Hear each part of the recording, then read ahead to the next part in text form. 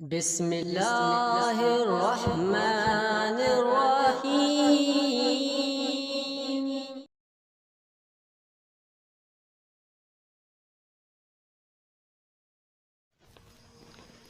कंहिंखे बुलंदीअ तां धिको ॾेई हेठि किराइणु त सभिनी खे ईंदो आहे, लेकिन कंहिं हेठि किरियल खे सहारो ॾेई उथारणु हर कंहिंखे नाहे ईंदो।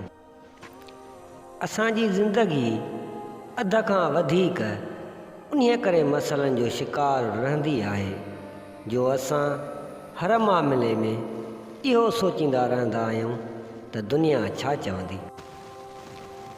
अगरि हिन दुनिया में अव्हां पंहिंजे आख़िरत जो मर्तबो ऐं मक़ाम ॾिसणु चाहियो था त अव्हां इहो ॾिसो त हिन दुनिया में अव्हां वटि दीन जो केतिरो क़दुरु ऐं अमल मौजूदु आहे।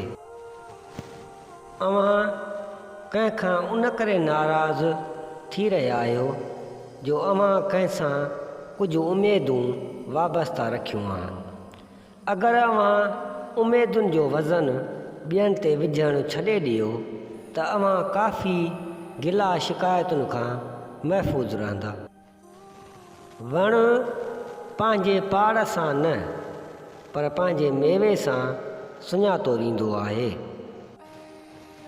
अगरि अव्हांजो औलाद पीरसनीअ में अव्हां सां सख़्तु नाफ़रमानीअ ऐं सरकशीअ सां पेश अचे थी त उनजो मतिलबु आहे त अव्हां शुरूआत में उन्हनि जे मुहबत में ख़ुदा सां सख़्तु बग़ावत कंदा रहिया आहियो। जिन वक़्तनि में इबादत खे फ़र्ज़ कयो वियो आहे, अगरि उन्हनि वक़्तनि खे ॿियनि कमनि में सर्फ़ कजे त उनजा ॿ नतीजा ज़ाहिर थींदा आहिनि। हिकु त इबादत जे हक़ तलफ़ीअ जो अज़ाब थींदो, ॿियो त उन्हनि वक़्तनि में जेको बि कमु कयो वेंदो उन जी नहूसत उन जे ॿियनि कमनि खे मनहूस बनाईंदी। जेको इंसान क़ुरान पाक ऐं दीन जे तइलीम सां सिधो नाहे थींदो, उनखे ज़िंदगीअ जा हादसा, ख़तरनाक आफ़तूं ऐं मुश्किलातूं सिधो करे छॾींदियूं आहिनि। लालची ऐं ख़ुशामद खे बिल्कुलु बि दोस्त न बनायो। लालची दोस्त हर वक़्तु इमदाद जो तलबगार रहंदो आहे।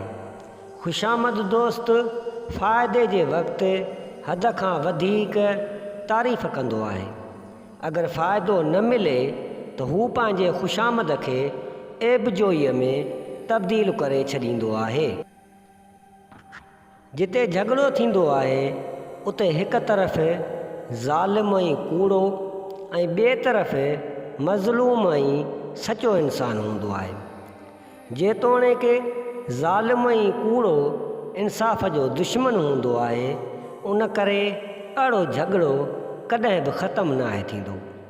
आसान तरीक़ो इहो आहे त उन झगड़े में मज़लूम ऐं सचो इंसानु पंहिंजो थोरो नुक़सानु बर्दाश्त करे उन झगड़े खे ख़तमु करे। बेअमल आलिम जो मिसाल उन पथर वांगुरु आहे जेको मुॾे औज़ार खे तिखो करे छॾींदो आहे, लेकिन उहो पथर ख़ुदि कंहिं शइ खे कटे नाहे सघंदो।